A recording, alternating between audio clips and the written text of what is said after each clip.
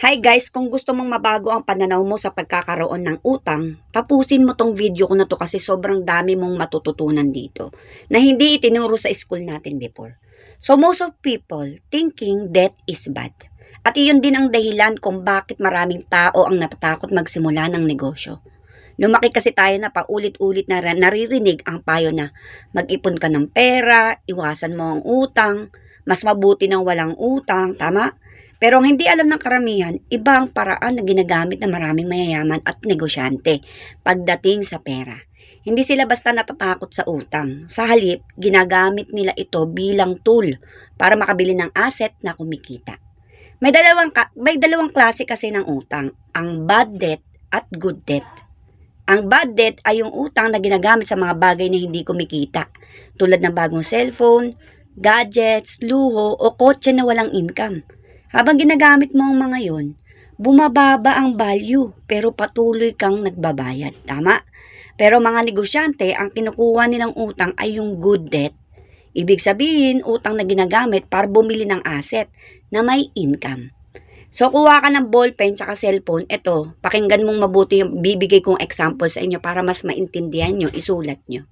Halimbawa, ito umutang ka ng 1,000,000 para magtayo ng maliit na negosyo. At ang negosyo na yon kumikita ng 50,000 pesos bawat buwan. Sa isang taon, nasa 600k pesos na iyon. Ibig sabihin, kahit may utang ka, yung asset mo mismo ang nagbabayad ng utang mo. Kasi kumikita ka, yun yung pinambabayad mo. At kapag nabayaran ng utang, sa'yo na lahat ng kita.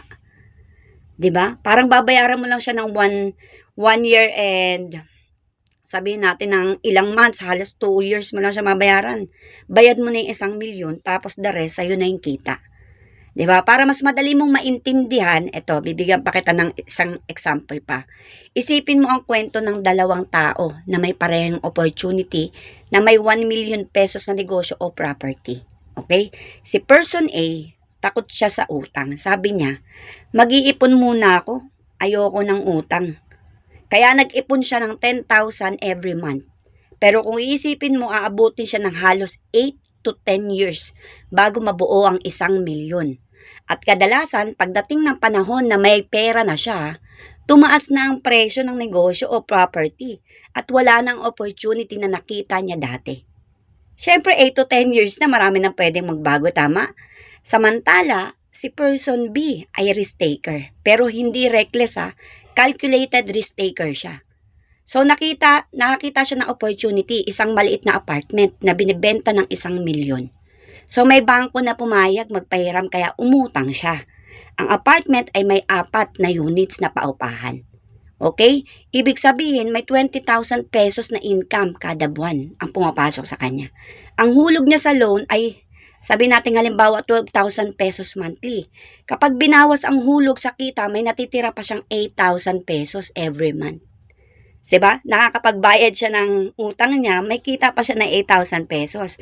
So, kung isa-summarize natin summarize natin. Kung 1,000,000 ang utang niya at nagbabayad siya ng 12,000 pesos every month, matatapos niya ang utang sa loob ng humigit kumulang na 83 months or halos 7 years. Habang binabayaran niya ang loan, kumikita pa siya ng 8,000 pesos bawat buwan. Kapag minultiply natin ang 8,000 sa 83 months, sa 7 years na yun, lalabas na kumita siya ng humigit kumulang 664k habang binabayaran ng utang. Ibig sabihin, matapos ang 7 years, bayad na ang utang niya, kumita pa siya ng 664,000 pesos at ngayon may apartment na siya na kumikita ng 20,000 pesos every month. So, doon mo makikita ang realization. Hindi yumayaman ng tao dahil may utang siya. Yumayaman siya dahil ginamit niya ang utang para bumili ng asset na kumikita.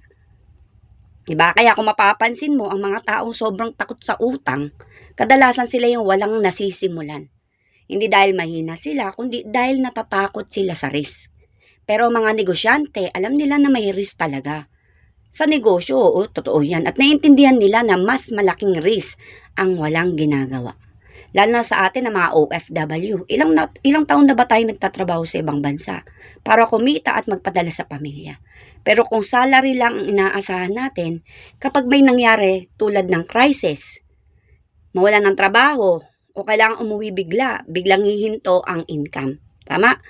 Kaya may mga ibang tao, excuse me, na habang maaga pa, nagsisimula na silang magtayo ng negosyo kahit maliit, kahit paunti-unti, kahit minsan kailangan nilang mag-take ng risk.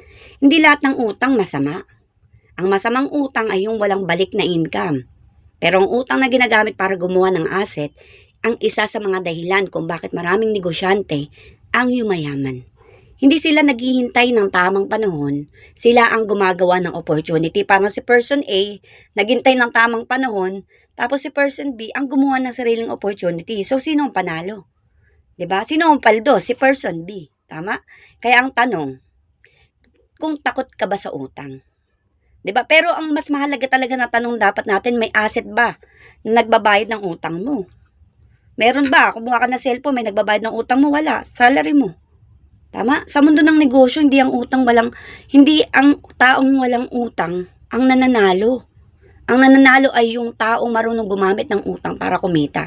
Kaya marami sa mga negosyante, yan na talaga ang mga risk taker, yan ang mga maraming utang. Pero sila yung mga nananalo sa mga kaysa walang utang. At kapag natutunan mo kung paano gamitin ang pera, utang at asset sa tamang paraan, darating ang punto na hindi ka na lang nagtatrabaho para sa pera. Ang pera na mismo ang magtatrabaho para sa iyo. At dito papasok ang wake-up call para sa ating lahat. Kung matagal mo nang naiintindihan na hindi sapat ang salary lang, bakit hanggang ngayon wala ka pang sinisimulan? Hindi mo naman kailangan magsimula agad sa milyon. Hindi mo kailangan na malaking kapital para magsimula. Sa panahon ngayon, ang pinakamalaking advantage natin ay ang internet. Pwede ka magsimula ng online business gamit ng leverage. Leverage ng system, leverage ng platform, leverage ng community, at leverage ng oras ng ibang tao.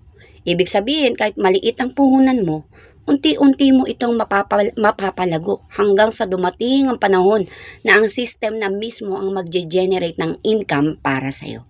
Hindi ito tungkol sa pagiging mayaman agad.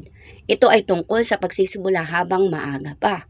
Kaya kung isa ka sa mga taong matagal nang naghahanap ng paraan kung paano magsimula, ito na ang sign mo. Kung gusto mong matutunan kung paano magsimula ng online business, kahit maliit lang ang puhunan, ituturo ko sa iyo, step by step kung paano ito gawin. Magsisimula tayo sa maliit hanggang dumating ang panahon na ang maliit na sinimulan mo ngayon ang magiging malaking source of income mo sa future.